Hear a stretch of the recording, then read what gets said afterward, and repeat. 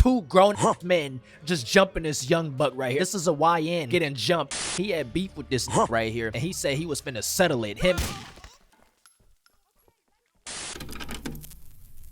I am here. Some people have it better than most, while others got to get it out the mud. My man Marcus right here is over here pushing that stuff on the street right outside his own apartment building. And the city of New York is nothing to play with. One day you could be minding your business walking down the street, and the next thing you know, you getting gunned down by the police all because you looked at him wrong. As sad as it is to say, most people don't make it out the hood. But our main character for today, Daryl, is looking to change that. In order to make GTA 4 as realistic as possible, I've installed so many mods to the point where I couldn't even tell you which one I'm currently utilizing. Obviously, one of those mods being you can get pulled over by the police, as I just made an illegal U-turn at a light right in front of the police station too. But you're gonna see a lot of these mods in action as we spend the next 30 days with our character Daryl here as he goes from rags to riches with these mods that help turn GTA 4 into the ultimate hood simulator. Living in the rougher parts of the city, you'd be lucky enough to make it past 25.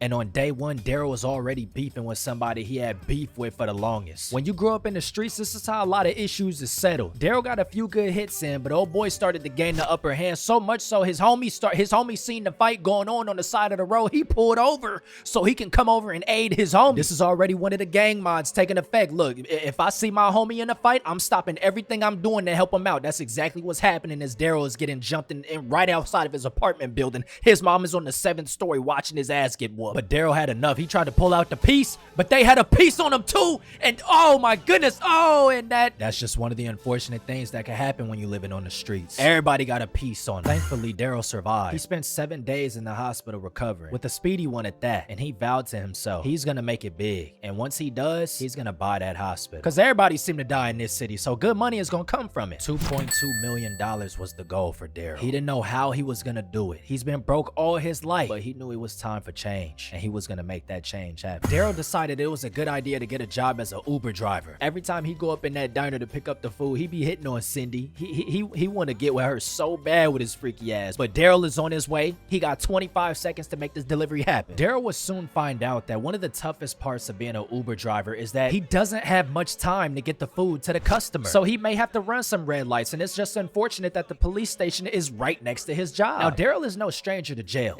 In fact, he only spent a few hours in jail that day because his job bailed him out because they got good benefits like that. Unfortunately, they don't provide him with a car, which also got taken because he had expired tags. So as soon as he got out of jail, Daryl started to crime again. But Daryl would soon come to realize that you can't be doing that stuff on the wrong side of town, because you mess with one of them, you mess with all of them. Look at this shit right here, bro. They two grown-ass men just jumping this young buck right here. This is a young nigga. This is a YN getting jumped.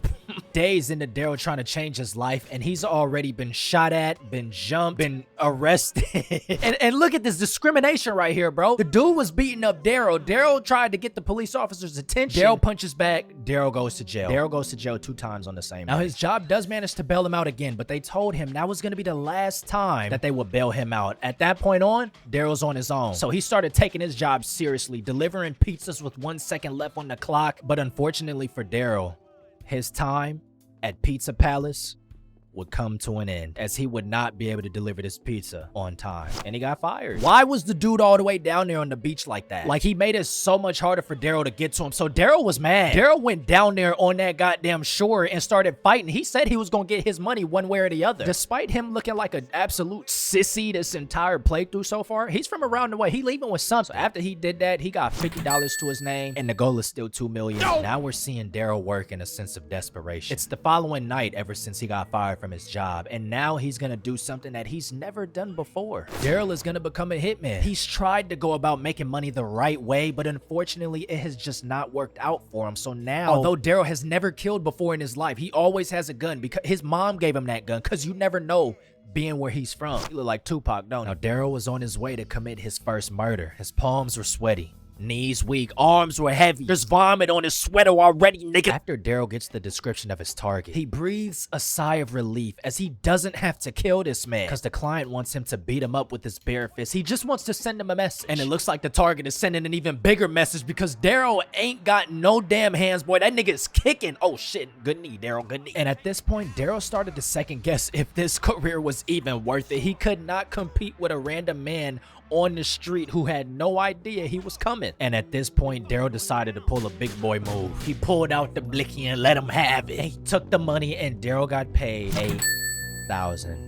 Nice. But Daryl wasn't done yet because he still needed to make a getaway. The police were already on the scene. He had no time to waste and he had to get out of there. And just like that, Daryl had more money in one night than he ever did in his entire life. And he felt like he might have just found his true calling. So day rolls around and Daryl decides to treat his mom to a nice day out. Unfortunately, it was raining, but you know, so they took their car, they went to the fun fair. And all Daryl ever wanted to do in life was just be able to give back to his mom and repay her for everything that she's done for him. He was terrible at bowling, but that's irrelevant because Daryl knew he wanted more money. So he reached out to his two homies, Lil Toothpick and Snoop Cat, letting them know everything that he been doing lately. He knew that if he wanted to make more money, he was gonna need a team behind him because this is a dangerous business. So he had a squad with him and he committed his next assassination, earning him 7,974 buckaroos, buddy. And so him and his team left the scene as fast as possible, rhyming accidentally. You see, I'm so mean with the link. That's called motherfucking bars, nigga. Okay. They knew those cops weren't coming to the hood. Oh my gosh, why is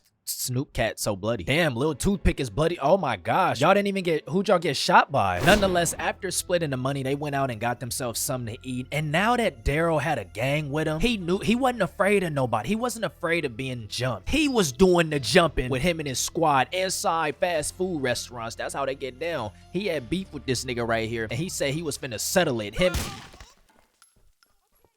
Okay, Lil Toothpick settled it. But at this point, our crew knew what needed to be done to make some cash. So Daryl was taking hit after hit after hit. If there was anything he could do on his own, he would do it. If he needed his crew, they would all run it together. But he was becoming a professional hitman at this point. He knew what to do. He wouldn't leave a trace, none of that. And sometimes Daryl would get annoyed of Lil Toothpick and Snoop Cat because they were some clingy dudes. Like, he tried to go to the strip club, get him in front of some women, but they just kept following him. And when he got a lap dance, oh my God, they was right behind him too. Like, come on, it was supposed to be a one-on-one lap dance, not a. And after a few more successful assassinations and a few more clingy nights, hey, don't even do that. They don't even swing that way. And by day 17, Daryl finally had enough money to buy his old diner spot that he used to work at. It was $110K. Now I know what you're thinking. That's not the hospital, bro. Why would you buy that? But we gotta think bigger. This is gonna create passive income. He gonna get money, and then now he owned the shit, so he can finally hit on Cindy. She ain't gonna have no other choice. Nah, he on for it. Now Daryl and Co were looking to make more money, so they tried to dive into drug dealing, which just didn't turn out well for them. But they knew they wanted more avenues of. Well, damn. They knew they wanted more avenues of income, and assassinations were only going to take them so far before the police eventually caught up to them. So Daryl thought it was a good idea to form a crew and rob the most expensive hotel in New York City. He needed a small team of people that he could trust. And after 7 days of planning, Daryl and Co were finally ready to pull off the biggest heist of their lives and either walk away alive and rich, dead as hell, or in jail. So they made their way into the hotel, running past everybody. The guards were already shooting. You don't see this many niggas walking into a hotel like that. They thought it was the reincarnation of goddamn Tupac and shit. But after days of planning, they knew that the owner who owned the hotel kept all of his belongings in this exact hotel room. And if they robbed that suitcase right there, their lives was gonna be changed forever. Taking the money was one thing though. They had to make it out alive because now the security was coming in to stop our heroes from making a getaway. Daryl knew that lives were going to be lost in this process, but all he cared about was Lil Toothpick and Snoop Cat. As one of his buddies gets shot down, Daryl gets shot, he's getting hit, the FBI was out there, the goddamn military and shit. Everybody that needs to stop a black man was out there. They almost called the KKK on him too to stop them. Daryl and Lil Toothpick make a getaway, leaving Snoop Cat in the back, but they wouldn't get very far as the car catches on fire. He had to bail. Lil Toothpick was still in the car as it explodes in the distance, and Daryl barely had any energy to even walk. Now, what if I told you after all that energy and effort I put into crafting this story, my game freezes? It's all good though, because I saved right before doing the heist. I knew all these mods I had was just too much on my computer, so we ended up walking away. Lil Toothpick and Snoop Cat, they still alive. Daryl and them actually went on a rooftop this time because they had a helicopter waiting on them, perfect for the getaway of this type of heist. And now it was up to them to just get away, get out of there, lie low. Don't let anybody see you. Don't go outside at all. But it was safe to say that after everything Daryl had went through, he learned how to fly a helicopter. Some way, somehow. Don't even ask me. But they all walked away with $2.5 million each. And after laying low for a week, day 30 came around and Daryl finally made a trip back to that same hospital that nursed him back to health when he got shot 29 days prior. And with $2.3 million to his name, Daryl had finally did it. He went from rags to riches. He finally made his dream a reality with $285K to spare. Now, you might not see the reason in him buying a hospital. Like, why would you do that? Well, with as much murder that goes on in this city, he finna make all his money right back.